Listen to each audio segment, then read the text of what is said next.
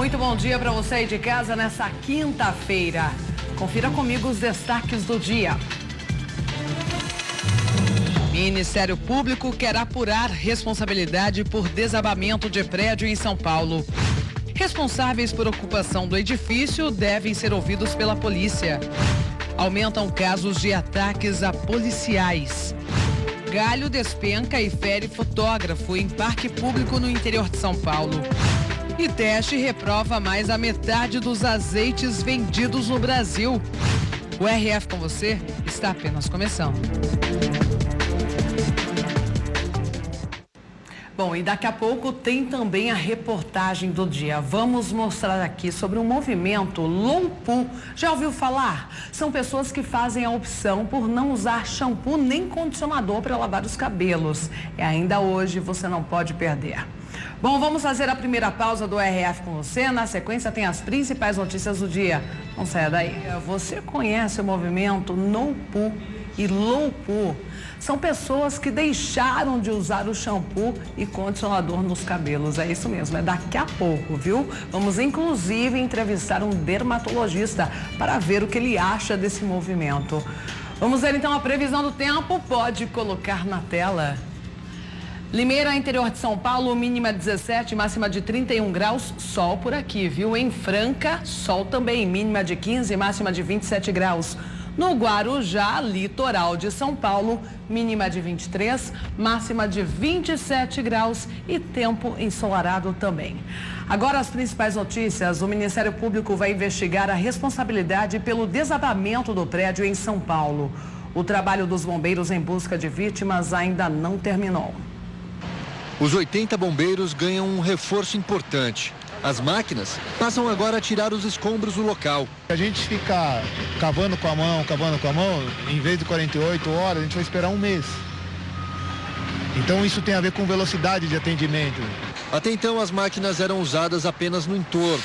Mesmo assim, 240 toneladas de entulho já tinham sido retiradas.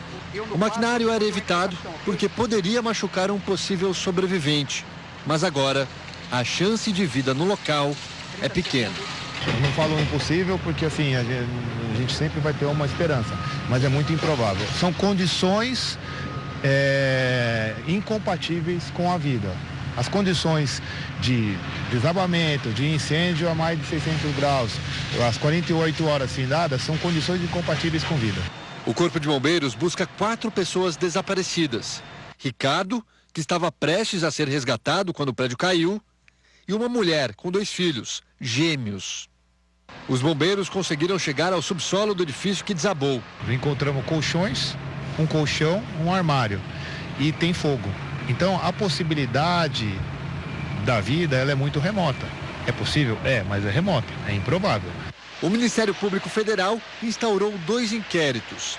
Um deles para descobrir os responsáveis pelo desabamento.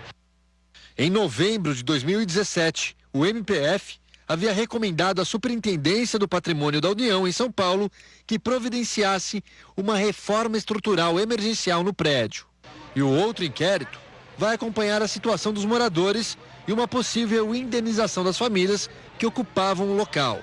Moradores que não quiseram ir para abrigos passaram mais uma noite na praça. São homens, mulheres e muitas crianças. Até agora, 2 toneladas de donativos chegaram à Defesa Civil e à Assistência Social. Nesta madrugada, 180 pessoas foram levadas para abrigos. E a polícia também pretende ouvir os responsáveis pela ocupação do prédio. Muitos moradores relataram que pagavam aluguel. A tecnologia ajuda nas buscas. Drones mapeiam a área. Essa câmera é capaz de identificar sinais de calor no meio dos escombros. A prioridade é encontrar possíveis sobreviventes. Nesta quarta-feira, um morador da ocupação registrou o sumiço da mulher e dos filhos gêmeos. Eles estavam no prédio no momento do fogo. Segundo ele, tentou contato de todas as formas, em vão. Eu liguei para ela, era 9 horas da noite, antes da tragédia, ela falou que ia dormir, que ela estava muito cansada. Todo mundo está procurando ela, muitas pessoas, tinha muita amizade. Trabalhava de domingo a domingo, cuidava das crianças. batalhadora, guerreira. Com um relato, o número oficial de desaparecidos procurados pelos bombeiros nos escombros subiu para 4. Apesar de 49 moradores cadastrados na prefeitura ainda não terem sido localizados depois do desabamento, Ricardo Oliveira, de 38 anos, estava sendo resgatado no alto do prédio quando ele ruiu. A corda e o cinto que ele usava já foram encontrados. A Defesa Civil analisou os prédios do entorno e disse que não há risco deles desabarem. 4 estão comprometidos e foram interditados. 2 botijões de gás estão sendo periciados. Policiais militares que combateram um incêndio e 6 moradores prestaram depoimento. Para o secretário de Segurança Pública, são 2 as hipóteses: acidente doméstico ou briga. Uma briga de casal também ocorreu, mas parece que também ocorreu um acidente doméstico. Que acidente doméstico, secretário? Parece que uma explosão ou de um botijão de gás ou de uma panela de pressão. Em depoimento, os moradores disseram que não acreditam que um curto-circuito possa ter causado o incêndio. Nos próximos dias, a polícia vai ouvir os responsáveis pela ocupação. Os investigadores querem saber se houve negligência. O prefeito Bruno Covas anunciou uma força-tarefa para vistoriar outros 70 prédios ocupados na cidade.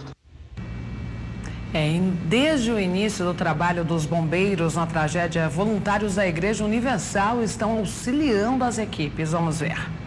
Cerca de 500 voluntários da Evangelização e da Força Jovem estiveram na área fornecendo água, isotônicos e alimentos para que os bombeiros possam suportar as altas temperaturas do local. Neste vídeo, o capitão Marcos Palumbo agradece a ajuda. Para deixar registrado todo o apoio da Evangelização da Universal, dos apoios dos voluntários, o voluntariado que é sempre muito falado no nosso país, mas aqui sim eles estão atuando e ajudando o Corpo de Bombeiros nessa difícil missão. A Igreja Universal também está recebendo doações de roupas, alimentos não perecíveis e fraldas para as vítimas do desabamento, que podem ser entregues na Avenida Celso Garcia, 499, no bairro do Brás, em São Paulo. Bom, e ontem nós mostramos que durante a manhã o Corpo de Bombeiros foi chamado para controlar um incêndio no residencial Olindo de Luca, aqui em Limeira. É que uma mulher colocou fogo no próprio apartamento. A nossa equipe esteve por lá e agora traz mais detalhes dessa ocorrência. O tumulto começou logo cedo, por volta das 7 horas da manhã. A própria moradora deste apartamento ateou fogo no local. O Corpo de Bombeiros foi acionado para combater as chamas que se alastraram rapidamente pelo bloco 49 do condomínio Olindo de Luca. A mulher tem cerca de 40 anos e mora sozinha. Segundo os moradores, ela sofre de distúrbios mentais e não foi a primeira vez que tentou atear fogo no prédio. Os vizinhos contaram que a mulher estaria gritando desde a madrugada de hoje que iria atear fogo no condomínio. Por sorte, esses moradores conseguiram resgatar a mulher sem ferimentos graves. Ela chegou a colocar móveis na porta para dificultar o acesso dentro do apartamento. Quando eu saí aqui fora, que vi a fumaça e o fogo, fui tentar ajudar, tentar abrir a porta. Nisso nós conseguimos abrir um pouco, não tudo, porque ela tinha bloqueado, colocando sofá, geladeira, para ninguém querer entrar. Aí apareceu os moleques, fomos lá atrás, abrimos a janela, conseguimos tirar ela lá, que ela estava toda sufocada. Aí nisso veio tumulto. Como mostra neste vídeo, o Corpo de Bombeiros esteve no local. Eles conseguiram combater o incêndio. O apartamento ficou todo destruído. O prédio precisou ser interditado. Essa preocupação é em relação à laje de cobertura do apartamento que ocorreu o incêndio. Ela abriu uma barriga, um abaulamento e uma trinca de fora a fora. Então, o nosso medo é que ele possa vir a ruir e afetar os apartamentos de cima. Com o local interditado, alguns moradores tiveram que procurar abrigo em casa de parentes. O Jean mesmo é um deles, que precisou sair de casa. A gente vai para casa da minha avó e, pelo que eu sei aí, não sei nem que prazo que eles vão liberar a casa para a gente entrar novamente. Então, realmente, situação bem complicada. O prefeito de Limeira também esteve no condomínio e acompanhou a situação do local. Segundo eles, algumas medidas já foram tomadas para amenizar o prejuízo das famílias. O serviço do CRAS, que é aqui o CRAS do Dutra, que é do CEPROSOM, é o serviço social, já fez o cadastramento dessas famílias, avaliando a destinação delas temporariamente, num primeiro momento, para casa de parentes e amigos, para fazer esse acolhimento nesse momento que houve a interdição. Na sequência, a Defesa Civil volta, faz uma avaliação um pouco mais aprofundada para poder aí sim dizer se houve interferência nos apartamentos de cima. Em paralelo a isso, a Secretaria da Habitação já acionou a seguradora que é contratada através do Estado, o pagamento que as pessoas fazem todos os meses, existe um seguro embutido. Não é da Prefeitura, é do governo do Estado. Mas nós temos essa proximidade, já acionamos a seguradora através da Secretaria da Habitação. Eles virão, na sequência, também fazer a avaliação do sinistro e dos possíveis, ou melhor, dos reparos que serão necessários, não só no apartamento onde houve o incêndio, mas nos apartamentos, nos 4 apartamentos superiores. Bom, a mulher foi encaminhada para a delegacia para prestar esclarecimentos aí. Apesar do susto, ninguém ficou ferido. De acordo com informações da prefeitura, 5 famílias abrigaram-se na casa de familiares. Outras 4 serão inseridas no programa Aluguel Social. E um policial sofreu um atentado na noite de ontem no Rio de Janeiro. A suspeita é que o crime tem a ver com a disputa por poder no tráfico de drogas. Os 2 homens armados em uma moto param em frente à casa do policial. Um dos criminosos desce e com uma pistola vai em direção ao carro do PM que está sem ninguém. O policial escuta os barulhos e vai até o portão. Começa uma intensa troca de tiros. O criminoso se afasta, mas deixa cair o carregador da arma. Ele recoloca e procura pelo policial, que já não está mais no local. Os criminosos vão embora. Após a troca de tiros, o policial militar fugiu, pulando o muro da residência e correu em direção a este supermercado. Daqui, ele fez contato com o batalhão de Santa Cruz, pedindo ajuda. Prioridade, tentando me matar aqui em casa. Santa Cruz, ação 27, tentando me matar. Prioridade. Minutos depois, o PM tranquiliza um companheiro de trabalho dizendo que será resgatado. Rapaziada, eu tô aqui, o meu vizinho, cara, me deixou estar aqui. A sala de operações 27 mandou eu esperar aqui. Alguém vai vir aqui, aventurou e vir aqui me buscar aqui. O carro do policial, que ficou no meio do confronto, teve 20 perfurações. A polícia investiga se a tentativa de homicídio foi uma represália após uma guerra entre milicianos e traficantes na região onde mora o policial, na zona oeste do Rio. 4 criminosos foram mortos e os corpos deixados no estacionamento de uma unidade de pronto atendimento. E falando nisso, o número de ataques envolvendo policiais cresceu. Quando a situação não acaba em sequela, termina em morte. Uma fração de segundo foi suficiente para mudar completamente a vida de Rafael. A explosão de uma granada lançada por criminosos deixou uma sequela irreversível. Ela pegou justamente na lateral da minha perna, me jogou na altura do fio, pelo relato deles. Eu caí. E nesse primeiro momento eu achei que já não havia mais chance para mim. Rafael faz parte de uma estatística alarmante. Em 24 anos, 15.236 policiais militares ficaram feridos em combate. Uma média de 634 por ano, ou 52 feridos por mês.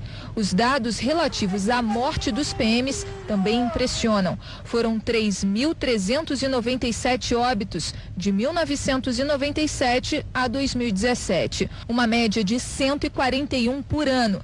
Esse efetivo seria suficiente para compor 6 batalhões. Este coronel foi o responsável por analisar os gráficos. Comparamos com a Primeira Guerra, Segunda Guerra Mundial, Guerra da Coreia, Vietnã e Guerra do Golfo, a retomada do Kuwait. E o nosso pior número, todos os nossos números são piores que os norte-americanos. Nesta quarta-feira, o sargento Luiz Alves de Carvalho Filho, de 42 anos, foi executado dentro do carro em Bariê, Duque de Caxias. Uma câmera registrou um veículo parando ao lado do carro do PM. Um homem abre a porta e faz vários disparos. O criminoso ainda desce do carro para se certificar que o sargento estava morto. Ele é o 39º policial militar morto no estado este ano. A estatística de baixa da tropa também tem impacto direto nos cofres públicos. Somente em 2017 foram gastos 28 milhões de reais com afastamento psiquiátrico, 3 milhões e 400 mil reais com policiais baleados, 2 milhões 160 mil reais com pensões a famílias de policiais mortos em serviço e quase 10 milhões de reais com seguro de vida. E a polícia localizou um verdadeiro arsenal usado por bandidos em explosões de bancos. A suspeita é de que o armamento pertence a uma quadrilha que ataca caixas eletrônicos no interior de São Paulo. Todas as armas da quadrilha ficavam escondidas em um sítio. São 4 fuzis. O mais potente consegue atravessar a blindagem de carros e até derrubar helicópteros. A quadrilha era organizada. Eles usavam máscaras e uniformes nos ataques. Uma máquina precisou ser usada para contar todo o dinheiro apreendido. No total, 310 mil reais. Os policiais tiveram que destruir os explosivos que foram encontrados. A quadrilha foi presa no mês passado em Campinas, no interior de São Paulo. 5 integrantes tiveram as prisões temporárias decretadas pela Justiça. A polícia acredita que entre eles estão os líderes da quadrilha. A quadrilha é investigada por roubar dinamites, atacar carros fortes e explodir agências bancárias em pelo menos 6 cidades no interior de São Paulo e de Minas Gerais. Eles planejavam tudo de uma base operacional montada na cidade de Sumaré, no interior paulista. Só no ano passado foram quase 1.000 explosões em agências e caixas eletrônicos pelo país. Minas lidera com 199 ataques. São Paulo vem em seguida com 124. Paraíba, Pernambuco e Paraná completam a lista. A polícia diz que só esta quadrilha presa é responsável por atacar agências em Itatiba, Morungaba e 2 córregos, roubar explosivos de uma pedreira em Salto do Pirapora e ainda tentar interceptar carros fortes em Mogi das Cruzes. O ataque mais recente deles foi no mês passado em Passos, no sul de Minas Gerais. Pelo menos 20 homens armados explodiram caixas eletrônicos de 2 agências ao mesmo tempo. Teve até troca de tiros com a polícia. Em Limeira, no interior de São Paulo, a queda de um galho em um parque público deixou um fotógrafo ferido e por pouco não atingiu uma criança. As marcas do acidente ficaram pelo corpo do fotógrafo que foi atingido pelo tronco desta árvore. O impacto foi tão grande que quebrou o ombro dele. A pancada também lesionou a costela e daí veio a dificuldade em respirar. Acertou meu ombro, né? Quase 5 centímetros aqui, poderia ter acertado na minha cabeça e talvez não estaria aqui, porque você... Foi bem, chegou a quebrar meu ombro, né? Eu acho que ele quebrou no meio e bateu, que acabou acertando a minha costela, né? E dói muito. Jefferson não estava sozinho. No momento do acidente, ele fazia um book fotográfico de uma menina de apenas 3 anos. O acidente aconteceu a poucos metros da sede da Secretaria de Meio Ambiente, que fica dentro do Parque Cidade. A princípio, a intenção do fotógrafo era fazer as fotos naquele balanço, mas o parque estava cheio e o local ocupado. Foi aí que eles mudaram de ideia. O fotógrafo veio com a família para esse balanço. E foi exatamente ali que aconteceu o acidente. A criança estava com o pai empurrando ela na balança e a mãe estava atrás de mim lá, chamando a atenção da criança. E eu fiquei ali, estava meio que abaixado e só deu tempo de escutar o barulho da árvore e na hora que eu pensei em olhar para cima já tinha acontecido, já não deu nem tempo de fazer nada. Os pais da menina, que estava sendo fotografada, acompanhavam tudo de perto. A mãe da criança também sofreu escoriações no pé e, por sorte, o galho não atingiu a menina, que estava sentada na balança. Eu acho que tivesse acertado a criança, pelo tamanho do galho, acho que poderia ser fatal. Pela altura que caiu, foi bem complicado. Jefferson foi atendido pelo SAMU e ficou mais de 8 horas no hospital. Devido aos ferimentos, ele teve que se afastar do trabalho. E ainda, segundo ele, teve prejuízos materiais. Por isso, pensa em entrar com uma ação indenizatória. Eu estou falando com o meu advogado e a gente está pensando em entrar com alguma ação, né? Porque também eu tive prejuízo também de bem material, né? Quebrou a minha câmera. E outra que também poderia machucar de outra pessoa, né? Isso que eu acho que é mais, que eu fiquei mais indignado aqui, assim. O galho despencou dessa paineira, de uma altura de aproximadamente 10 metros.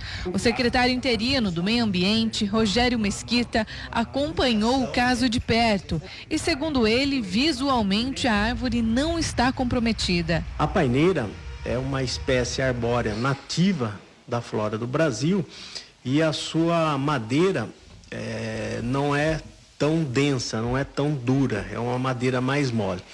E esse galho que se desprendeu, ele teve um ataque de cupim e realmente ele veio a se desprender e cair e atingiu as pessoas. Mesmo assim, segundo Rogério, uma avaliação técnica será feita na árvore. Nós temos aí um equipamento que chama tomógrafo, que ele faz uma ultrassonografia da parte interna dessa planta, e eu vou pedir para que faça a tomografia dessa árvore para ver o estado fitossanitário dessa árvore. O parque recebe muitos visitantes e, por isso, segundo o secretário interino, a manutenção é frequente no local. O parque, ele é vistoriado semanalmente, principalmente nessa questão das podas, das retiradas dos galhos secos das árvores, no sentido para prismar a segurança e a integridade física das pessoas que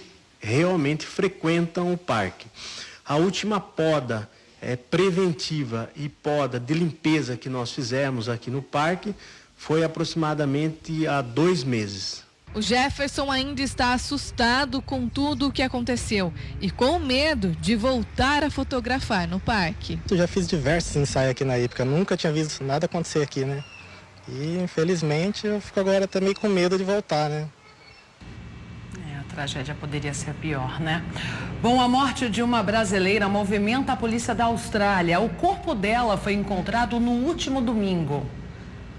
Milu Haddad disse ao Sydney Morning Herald que só não está na Austrália porque fez uma cirurgia cardíaca e não tem permissão médica para voos longos. Ela pediu que as autoridades façam tudo para pegar o monstro que matou a filha. O corpo de Cissa, como era chamada pelos amigos e pela família, foi encontrado no último domingo neste rio, num subúrbio de Sydney, numa área movimentada. Investigadores disseram que não havia sinais de violência, mas descartaram as hipóteses de afogamento ou suicídio. O carro de Cecília foi encontrado no próprio domingo, a alguns quilômetros dali, numa estação de trem.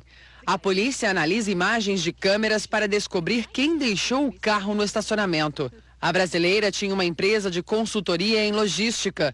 Na entrevista, a mãe da carioca lembrou que ela sempre foi uma mulher talentosa e com coração puro e que se o assassino for preso, talvez ela possa ter algum alívio.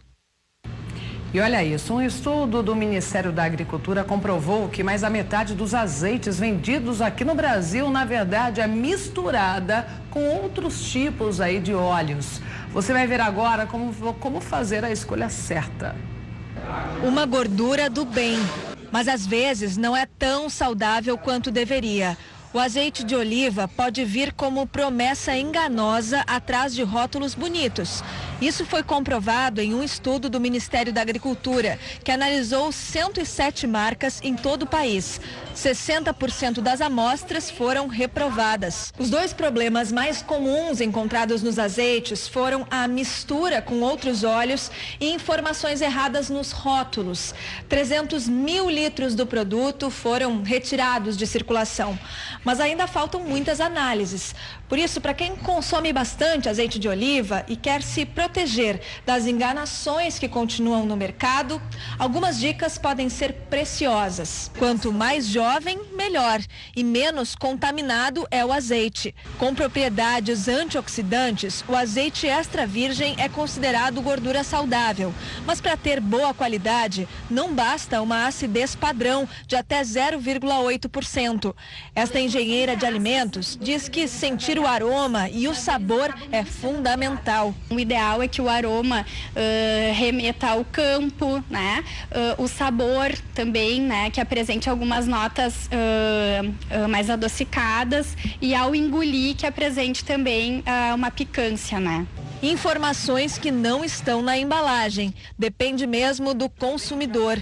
Como a Elizabeth, que faz questão de provar antes de confiar na marca. Um azeite puro, que a gente sabe que é azeite de oliva, a gente sente o gosto da oliva, né? De azeitona, enfim. Né? Então, e o outro não. E o Ministério Público vai obrigar o governo de Belém a instalar semáforos sonoros na cidade, que tem a segunda maior população de cegos do país, mas tem apenas 3 cruzamentos com o equipamento. A rotina de Moisés pelas ruas de Belém não é fácil. Além de existirem poucos semáforos sonoros, nem todos os equipamentos funcionam. O estudante conta que por pouco não sofreu um acidente. A ponto de ser defendido por alguém que estava ao meu lado mesmo. Ia levar eu e a pessoa que estava me auxiliando a atravessar a rua. Nossa equipe de reportagem flagrou um carro parado em plena faixa de pedestres, bem perto do semáforo sonoro. E logo atrás, um veículo da Superintendência de Trânsito. É a falta de respeito porque as pessoas colocam os carros no meio da faixa, onde a gente vai passar. E no meio da calçada também. Isso que ficou mais revoltado. A partir do pedido do Ministério Público, a Justiça determinou que a Prefeitura de Belém instale novos semáforos nos cruzamentos da capital em até 2 anos. A decisão está respaldada nas leis de mobilidade urbana. Mesmo com essa decisão judicial, o município e a CEMOB não cumpram, poderá haver então penas pecuniárias, multas contra a administração municipal e, quiçá, se perseverar na desobediência, poderá o agente público responder por improbidade administrativa. Quem precisa do equipamento torce para que as coisas melhorem o quanto antes. Peço que eles atendam com muita atenção e com responsabilidade. Eles não são donos do dinheiro público, eles são gestores. É dever deles, é obrigação aplicar esses recursos em benefício da sociedade. Bom, daqui a pouco mais notícias aqui no RF com você. Também temos a reportagem do dia, né? O movimento Low Poo, No Poo. Daqui a pouco você vai saber o que é esse movimento e se você mandou a selfie, a sua participação, ou se você quer mandar ainda, daqui a pouco eu vou mostrar a primeira participação, viu? Manda no nosso WhatsApp, pode colocar na tela, 19971024854. Não esquece da sua cidade, viu? E do seu nome. E aquela regrinha, tem que tirar a foto assistindo o RF com você. Mas daqui a pouco você vai saber tudo sobre o movimento Low Poo e No Poo. De pessoas que escolheram não usar shampoo nem condicionador para lavar o cabelo. Por que será, hein? Daqui a pouco. E vamos receber também o doutor Adriano Almeida, diretor aí da Sociedade Brasileira de Cabelo, para falar sobre esse assunto, viu? Vamos para as participações, como eu prometi, pode colocar na tela. Beijão para Antonieta de Acopiara, Ceará. Super beijo para você. A Daphne, sua linda, de Turirana, Maranhão. Beijão da tia. Rodilene e Regilene de Crateús, Ceará. Super beijo também para a família. O Rafael de São Caetano, Pernambuco. Beijão. Essas foram as primeiras participações que eu não consegui, inclusive, mostrar ontem, né? Mas já mostrei agora. Você pode mandar a sua selfie também para o nosso WhatsApp, 19971024854. Pode mandar sua pergunta para o dermatologista, porque a reportagem do dia é daqui a pouco, depois do intervalo. Portanto, não saia daí por nada desse mundo. Você já ouviu falar do movimento Low Poo ou No Poo? Pois é, tem muita gente que fez a opção de não usar ou diminuir o uso de shampoo e condicionador.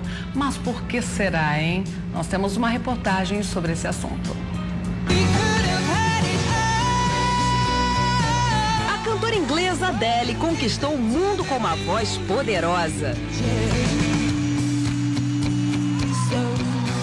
Já o escocês Ian McGregor ganhou destaque nas telas do cinema.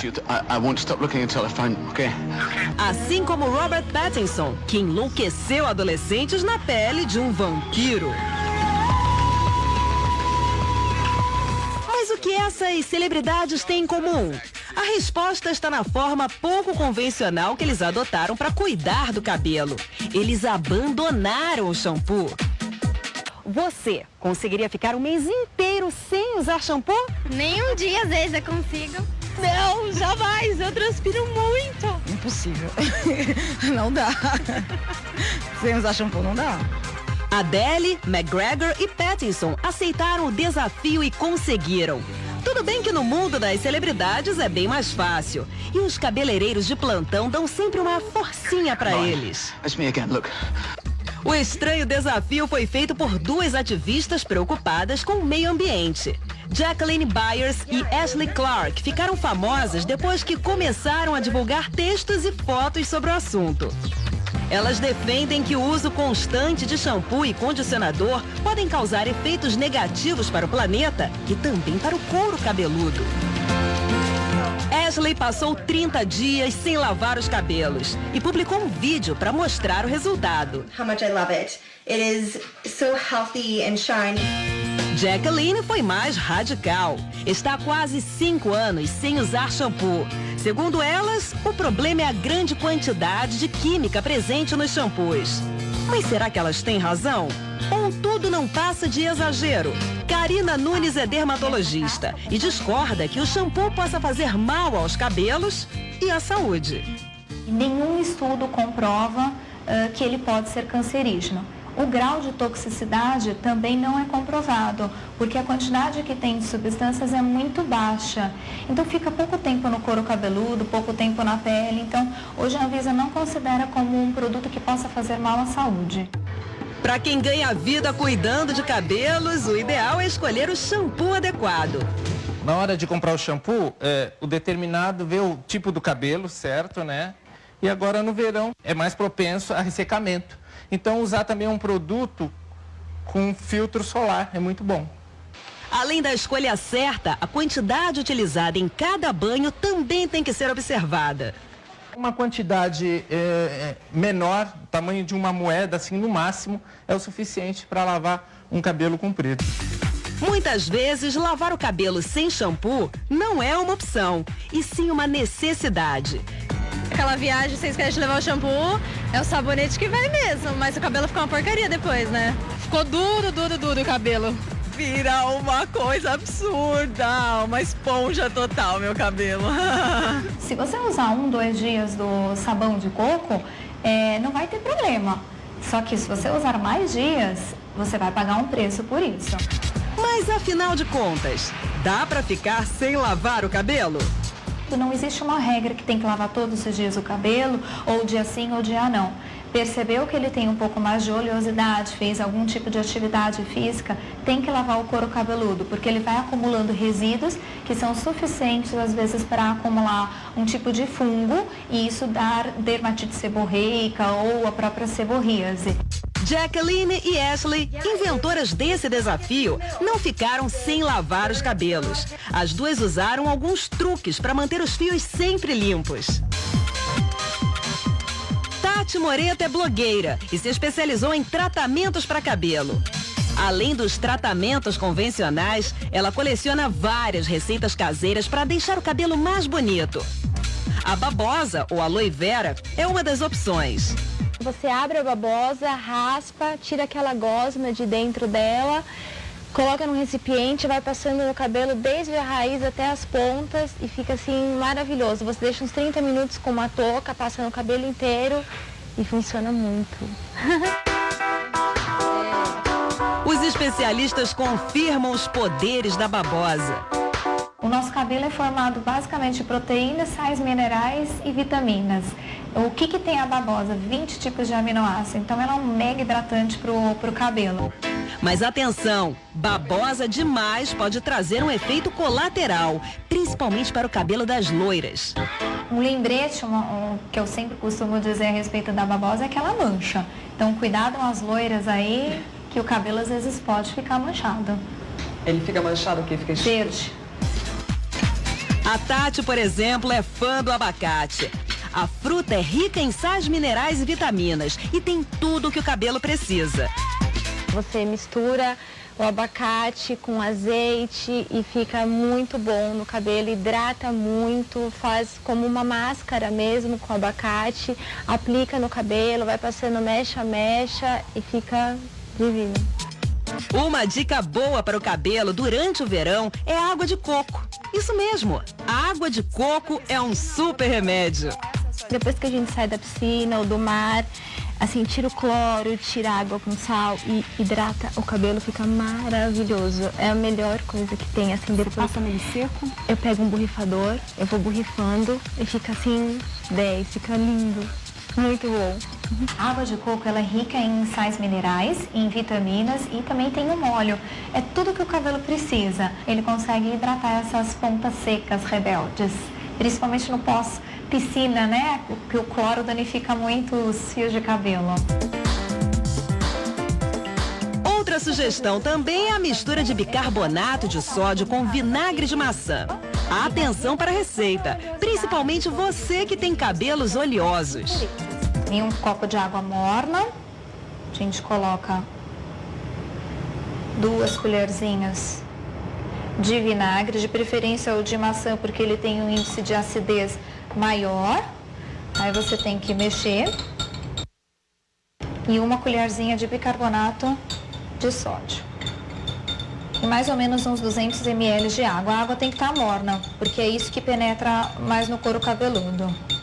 Aplicar essa fórmula no cabelo, principalmente na parte da raiz, aqui na parte do couro cabeludo atrás, enxaguar, e aí logo depois você pode aplicar a fórmula com o vinagre de maçã. Colocando ela também, principalmente nessa parte do cabelo da raiz para baixo, que ela vai ser o suficiente para ajudar a hidratar e dar mais a maciez. Mas há quem exagere um pouco quando o assunto é misturar cozinha com cabelo. A modelo Candice Swanepoel e a cantora Avril Lavigne usam maionese para deixar os fios com mais brilho. Elas garantem que a mistura funciona. É só deixar a maionese por 15 minutos no cabelo e pronto. Suzy Aires é atriz, sempre gostou dessas misturas exóticas, mas aprendeu a duras penas que algumas receitas podem fazer mal para o cabelo. Falaram, olha, usa shampoo de cavalo que seu cabelo vai crescer. Eu usei, tive uma alergia terrível. Hoje em dia você vai atrás do shampoo de cavalo, você fica careca. Mel, pegava abacate, ovo e colocava no cabelo, fazia uma touca e ia dormir e ficava com aquilo. Isso fedia mais o que não sei o que. Eu acordava de manhã, voava para tirar o cheiro e parecia que aquele cheiro ficava no cabelo. Melhoras, eu não vi nenhuma. Depois de tantos erros e dúvidas, Suzy deixou as maluquices de lado. E sempre que pode, procura a ajuda de quem entende do assunto para deixar os cabelos mais bonitos. Eu acho que eu tenho que tomar um pouco de cuidado para passar qualquer meleca no cabelo, né? Bom, e nada melhor falar sobre esse movimento low poo, no poo, com quem realmente entende do assunto. Não é mesmo, doutora Adriana Almeida? Seja muito bem-vindo novamente aqui no RF com você. Olá, muito obrigada. É sempre um prazer estar com vocês aqui. Dermatologista especialista em cabelos, né? Sim, sim. Doutor, fala pra mim qual a sua opinião sobre o movimento low poo ou no poo? Olha, em relação ao low poo, que é diminuir um pouco o uso do shampoo, diluir esse shampoo em água antes de aplicar esse shampoo no cabelo, eu sou totalmente a favor. Você indica, inclusive? Indico porque quando você dilui uma quantidade, por exemplo, um cabelo maior, 9 ml de shampoo é a quantidade interessante. Se você dilui esse shampoo com um pouco de água, você pode aplicar a primeira vez esse shampoo, enxaguar o cabelo, reaplicar o shampoo novamente, fazer um novo enxágue e ter um cabelo e um couro cabeludo limpo, realmente. É importante limpar tanto o cabelo como o couro cabeludo, porque existem partículas de sujeiras no ar que vão grudando no nosso cabelo. A oleosidade em excesso do couro cabeludo, se você não remove, você favorece a instalação de fungos e bactérias no seu couro cabeludo. Então, higienizar o cabelo e principalmente o couro cabeludo é muito importante. Quanto ao no poo, realmente não usar, eliminar o uso do shampoo, isso eu não sou a favor. É muito radical. É muito radical. Mesmo porque, imagina, nós estamos aí no dia a dia, na correria, trânsito, poluição, não é? De Sim, repente sim. vai num ambiente que tem pessoas que fumam. Você tem ambientes que vai são num restaurante. sujos, como um restaurante ou uma cozinha industrial que tem óleo suspenso no ar. Impossível não lavar os cabelos depois, né? É uma coisa meio anti-higiênica mesmo, né? E muitas vezes essas pessoas que são adeptas a esses movimentos começam a mascarar isso, que é usar talco ou shampoo a seco, que são sprays com adstringente para tirar a oleosidade. Então, em vez de você mascarar a sujeira, o mais interessante é você realmente limpar, remover essa sujeira do seu cabelo. Então, o mais indicado é diluir o shampoo em água. Ou mesmo se faz com o condicionador? Sim, você pode diluir o condicionador em menos água, porque o condicionador é importante que ele seja aplicado apenas da orelha para baixo. Não é interessante que você passe o condicionador no couro cabeludo, tá certo? E o condicionador eu recomendo mais para as mulheres. Os homens que têm uma oleosidade excessiva já devido aos hormônios, não é interessante que vocês usem condicionador no cabelo, porque acaba que esse condicionador vai ficar grudado no couro cabeludo e vai favorecer a dermatite seborreica, que é a caspa. Bom, você falou do movimento No Poo, que você não indica, na verdade, e aqui no Brasil tem a jornalista, eu fui procurar pesquisar, né? Ela chama Letícia Gonzalez. Pode colocar a foto da Letícia?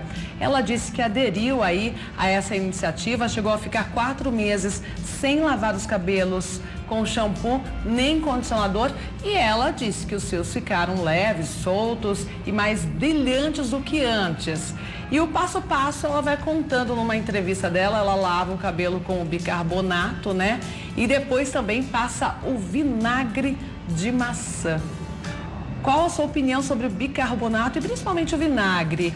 Na minha opinião, o vinagre parece ser muito ácido, não danifica os cabelos? Sim, ele não chega a promover um dano importante ao cabelo. O vinagre, muitas vezes a gente recomenda, claro, diluído, não diretamente no couro cabeludo ou no fio, para remover as lêndias do piolho. A lêndia, ela tem uma proteína de adesão. Quando você passa o vinagre diluído, olha, passa informação o pente importante fino, para as mamães que têm crianças em casa, né, doutor? Se você dilui o vinagre, pode ser na proporção de 1 para 1. Uma medida de vinagre para uma medida de água. E você passa esse vinagre no fio e depois tenta remover a lêndia com o pente fino, você vai ver que vai ficar muito mais fácil, você vai ter que traumatizar, ou seja, puxar muito menos o cabelo para remover a lêndia. Porém, eu não recomendo que isso seja usado, né, no dia a dia para manter uma higienização do cabelo. Nós, não só a medicina, mas a farmácia, estuda todos os dias para encontrar componentes que sejam menos agressivos, que consigam limpar os nossos cabelos. Não é possível que toda a ciência tenha que ser jogada à terra, né? Para que algo tão simples, né, seja passado. Claro, para quem não pode adquirir um shampoo, alguns métodos de higienização ou até mesmo uma máscara caseira, como por exemplo com um abacate ou um óleo de amêndoa, isso pode hidratar o seu cabelo, tá? Agora, o óleo de coco o óleo também, de coco, né? também, porém muitos cabelos não reagem muito bem ao óleo de coco puro. Então, às vezes, uma máscara com óleo, você pode usar uma máscara com óleo de coco e ser muito legal. E você passar o óleo de coco puro no cabelo e não ser uma coisa muito boa para o seu cabelo, tá? E é interessante que vocês evitem a tal da alquimia caseira, porque muitas plantas, elas são fitotóxicas. Então, quando você põe uma planta em reação com a sua pele, isso pode promover uma queimadura. A conhecida babosa. A babosa... Receita da vovó, na verdade, eu vi né? até assistir a reportagem com vocês. A babosa, ela até não promove essa queimadura, mas tem outras plantas, outras folhas que promovem queimaduras de segundo grau. Qual, por exemplo, doutor? Figo, por exemplo, né? Então, muitas outras plantas podem promover esse tipo de queimadura. Então, muito cuidado com a fitofotodermatose, que é essa queimadura por planta.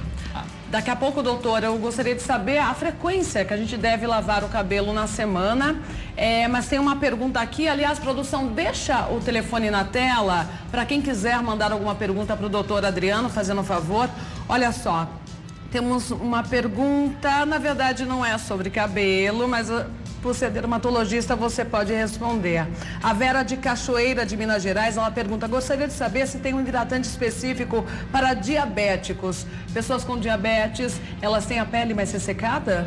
Vera, é muito importante que você hidrate a pele, sim. O diabético, ele tem mais dificuldade em fechar os ferimentos do corpo.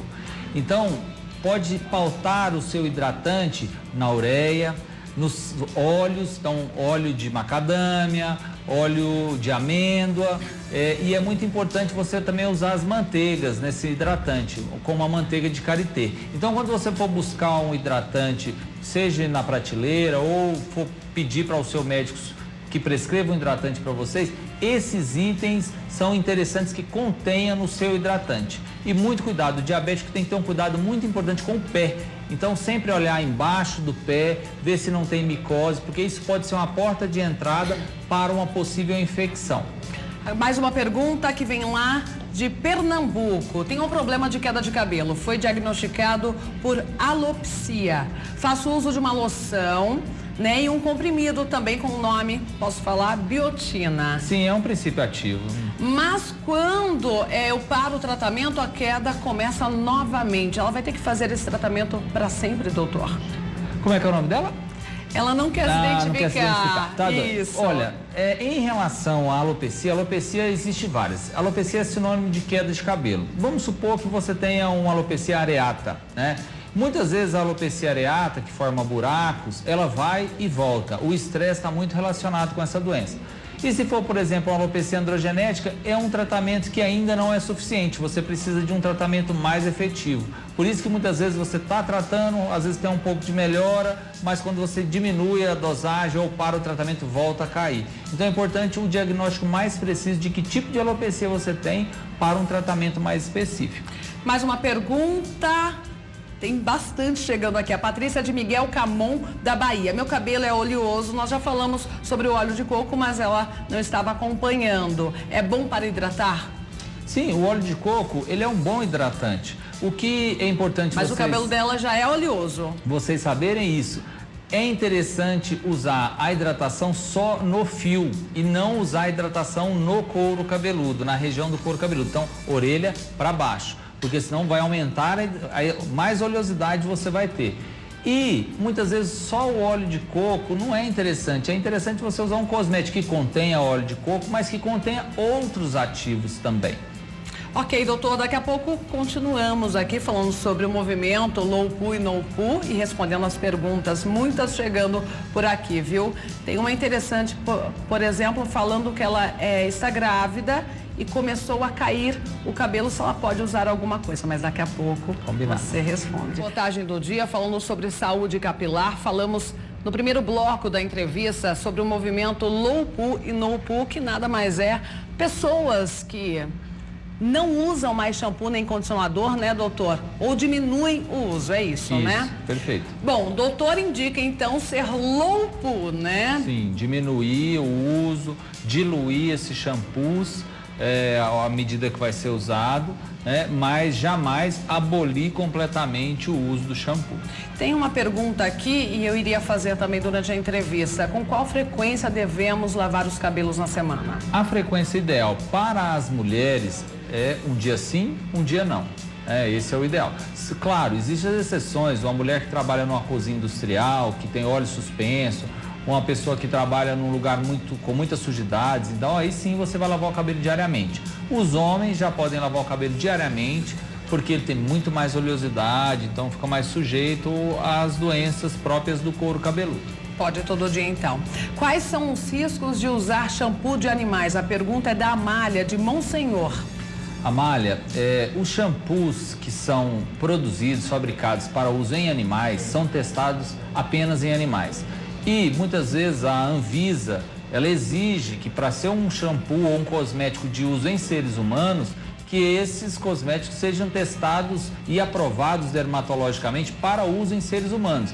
Então, se você usa um shampoo que foi testado apenas em animais, que não tem nenhuma recomendação para seres humanos, ou que tem, às vezes, princípios ativos que são, às vezes, um pouco até mais fortes, em concentrações maiores, para limpar o pelo de um animal, você fica muito mais sujeito a ter uma alergia ou até mesmo qualquer reação inflamatória deste produto. Então, não é recomendado que você use produtos para uso animal. Muitas perguntas chegando aqui sobre queda de cabelo, doutor. Antes do intervalo, né, a gestante me mandou uma pergunta, não estou encontrando da cidade o nome dela, mas ela fez a pergunta, vamos respondê-la então. A gestação causa queda de cabelo? A gestação geralmente não causa queda de cabelo. Durante a gestação, o cabelo tende a ficar mais bonito. Então é muito importante que uma gestante com queda de cabelo seja avaliada se não está entrando num processo de anemia, se não está tendo um distúrbio de tireoide, que é muito frequente em gestante, e aí sim ela pode estar gestante com queda de cabelo.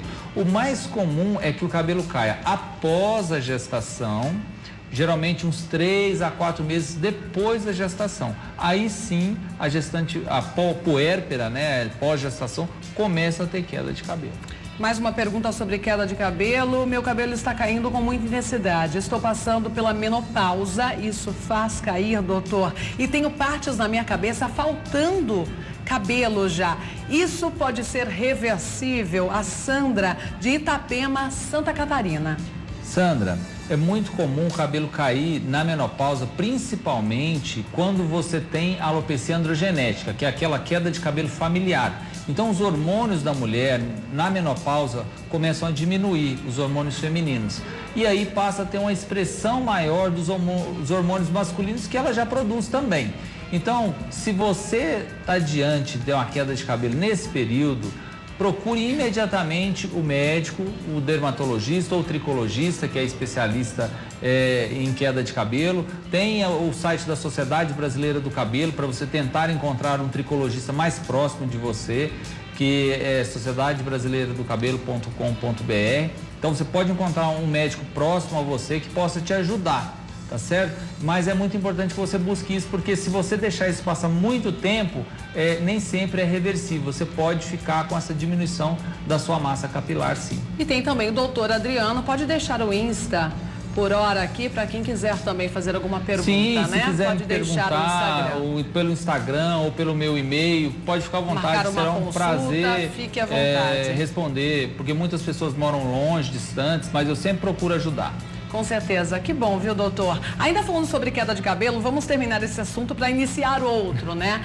Na primeira vez que o doutor esteve aqui, nós falamos sobre queda de cabelo. Sim, é muito importante as pessoas... É normal, né? Sim, elas terem essa noção. Nós perdemos aproximadamente 100 e agora outono e inverno até 150 fios. Então, é interessante, para você ter uma noção de quanto cabelo você pode perder, você com os dedos...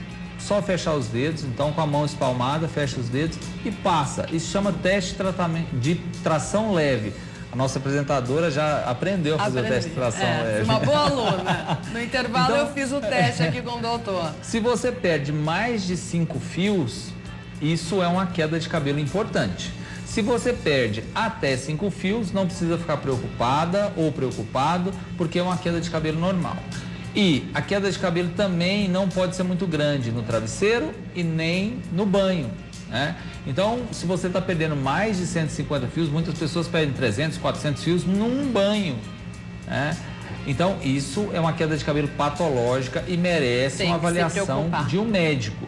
E essa avaliação tem que vir com exames laboratoriais. É isso que eu queria falar, doutor. De repente eu estou com queda e uma amiga minha também está. Ela foi no médico, consultou e o médico passou uma vitamina para ela tomar. E ela fala, Marielle, toma essa vitamina que vai dar certo para você. Não. Jamais. De repente, o que faltou nela eu tenho em excesso, né? Isso, jamais pode ser feito isso, né? E nem sempre o tratamento para queda de cabelo é vitamina, né? Existe um monte de tipos de queda de cabelo, né? Então é importante a avaliação. Hoje, eu no meu consultório tenho um microscópio que olha o couro cabeludo, olha o cabelo, mas não abro mão dos exames laboratoriais. Você pode ter uma deficiência de hormônios ou sobra de hormônios, você pode ter uma deficiência nutricional, você pode ter uma alopecia androgenética. Então, os motivos de queda de cabelo são inúmeros e precisam ser investigados com seriedade. Bom, doutor, tem muita pergunta chegando aqui. Uma falando sobre caspa, como combater a caspa. Vera de Igreja Nova, Alagoas. Vera, a caspa ou a dermatite seborreica, ela precisa ser diagnosticada como isso, porque existe também a psoríase do couro cabeludo, que as placas são maiores, né? Então, hoje, existem formas de tratar a caspa, que são shampoos anticaspos, que tratam efetivamente. Mas, se você tiver uma psoríase do couro cabeludo, você pode usar um shampoo anticaspa, o melhor que tiver, o mais caro que você encontrar, que não vai resolver a história da descamação do seu couro cabeludo. Então, é importante um médico te abordar, o médico te examinar e fechar o diagnóstico. Realmente, você tem uma caspa, uma seboríase, que está intermediária entre a caspa e a psoríase, ou se você tem realmente uma psoríase do couro cabeludo. Doutor, um assunto polêmico, na verdade, já discutimos por aqui o uso da progressiva, que tem o tal do formol, né? E tem uma telespectadora dizendo, ela é lá de Jesus de Itabapoana, a Cristine. Ela diz que ela sofreu queda de cabelo por conta da progressiva e agora está cacheado.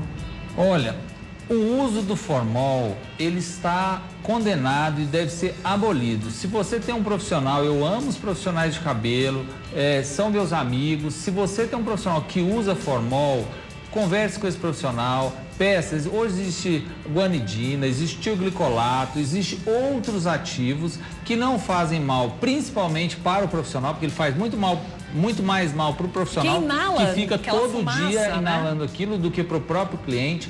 Mas assim, é inadmissível o uso do formol. Então assim, fala com o seu cabeleireiro, fala com o seu terapeuta capilar, fala assim, olha, eu quero fazer uma progressiva, mas eu não quero usar formol. É proibido e, na verdade, a indústria também meio que camufla isso, né, doutor? Existem alguns Porque é produtos... impossível algumas escovas aí que prometem alisar o cabelo e alisam de fato não ter o formol. Sim, alguns produtos, eles, quando aquecidos, eles se transformam em formaldeído, né? Mas aí, o que você tem que buscar? Pergunta que produto que o seu profissional está usando e é simples, você pode consultar na Anvisa. A Anvisa tem, se você pega o número de liberação daquele produto, tem na Anvisa, né? Então, se a gente tiver um pouco de cuidado com a própria saúde, você pode ir pedir para o seu profissional, porque ele, um profissional de confiança, ele vai ser sincero com você. Com saúde não se brinca, né, doutor? Com certeza. De forma alguma. Mais uma pergunta da Fernanda de Formosa, Goiás. Olha, todos os estados participando da sua terra. Gostaria de saber, com o doutor Adriano, se passar baba de babosa, nós já falamos, para o cabelo, né? Que está liberado. Sim, até que a babosa, ela não é um não queima, ela não promove a fitofotodermatose, né? No rosto e no pescoço, pode causar irritação para a pele? Pode, com certeza, né? Se você tiver uma alergia à babosa, com certeza você vai ter uma irritação.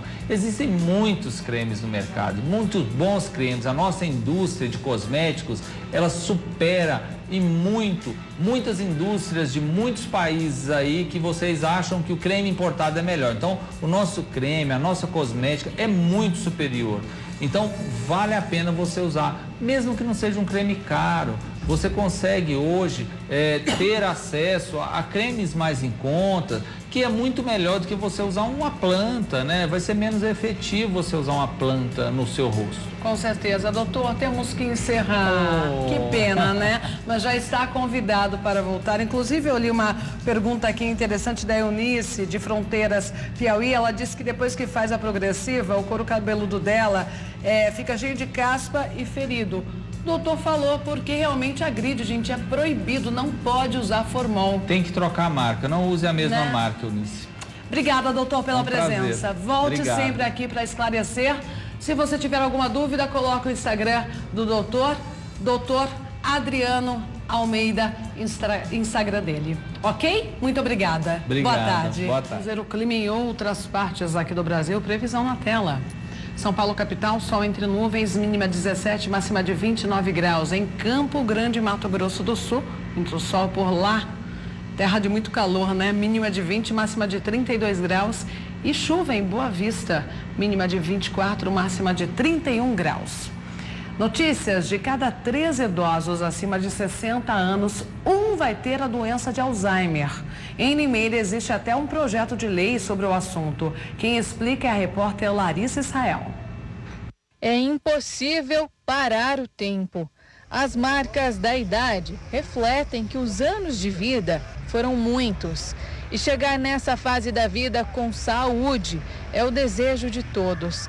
A medicina avançou muito nas últimas décadas. Já se sabe que uma alimentação balanceada e exercícios físicos são hábitos que nos tornam mais fortes para vivermos melhor. Mas como evitar o envelhecimento do cérebro, o apagão, que acontece em algumas áreas importantes, principalmente a partir de uma certa idade? Bom, esse problema ainda desafia a medicina. No Brasil, mais de 1 milhão de pessoas vivem com alguma forma de demência. Ainda segundo a Organização Mundial da Saúde, em algumas décadas, o nosso país pode se tornar o lugar com maior casos de Alzheimer. O que mais assusta é que de cada 3 idosos com mais de 60 anos, 1 vai ter a doença. Alzheimer é uma doença caracterizada pelo esquecimento recente. O paciente ele começa a ter características de esquecer coisas recentes, coisas que acontecem naquele momento. E a progressão dessa doença, consequentemente, vai proporcionando um declínio da cognição, da capacidade funcional e intelectual das pessoas. A dona Catarina tem 77 anos e sabe bem disso. Os primeiros sinais de que alguma coisa estava errada foram notados pela filha dela. Ela esquecia onde ela tinha posto as coisas. Coisa de armário, procurar na geladeira. Coisa de geladeira, procurar no armário. Ela vinha contar para você várias vezes a mesma coisa.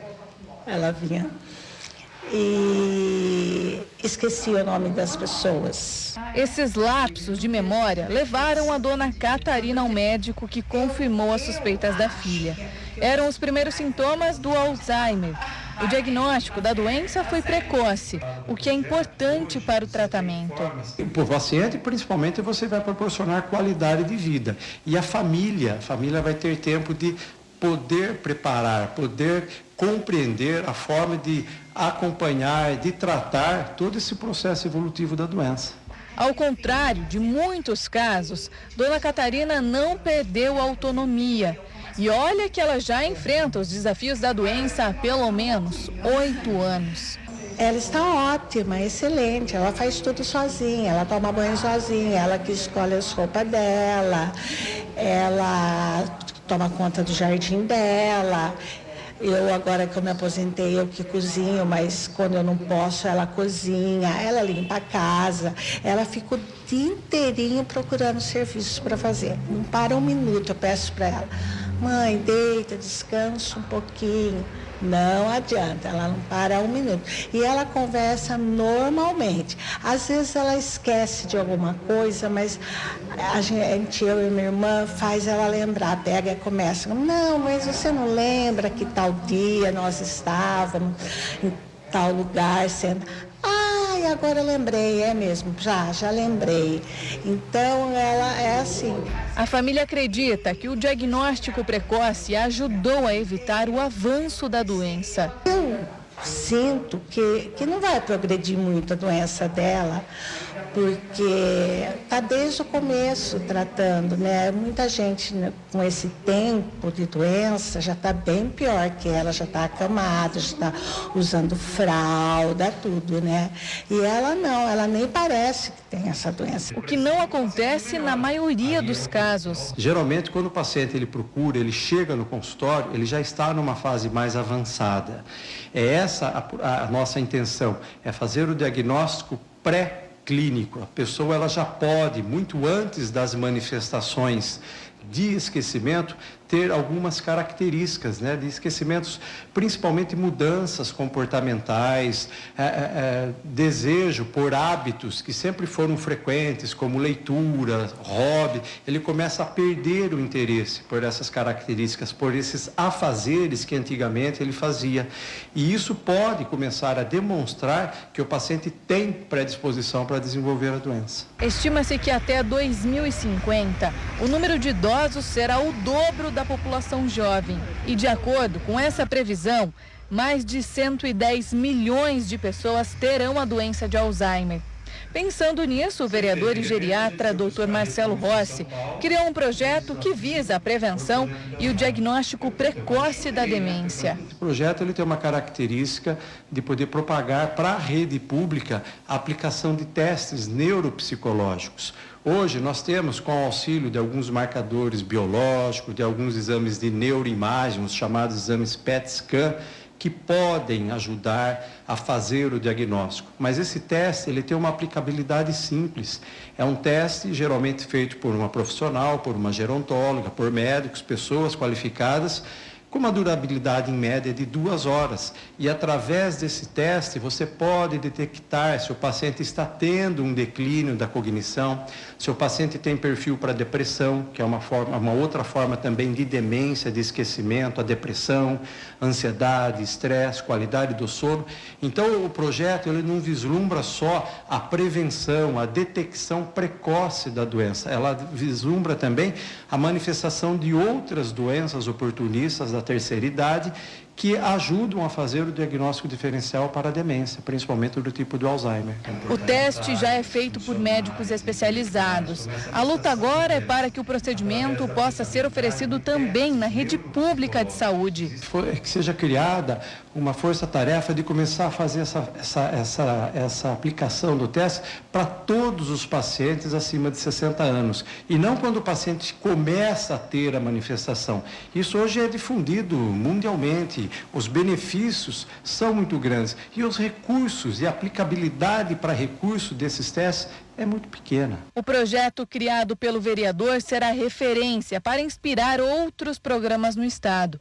O assunto foi levado até o legislativo. Precisa de vontade, precisa de generosidade, precisa de um pouco de olhar humanitário para essa doença. Não só para essa doença, mas para toda a política pública dos nossos idosos. E felizmente nós encontramos essa pessoa, esse deputado que nos estendeu a mão e com certeza esse projeto agora, com certeza ele vai virar uma lei estadual e todos com certeza vão ter acesso a isso. Mas já em Limeira? Infelizmente parado. O projeto já tem 1 ano e 3 meses já de existência e infelizmente os nossos contatos são sempre muito improdutivos, são muito infelizes.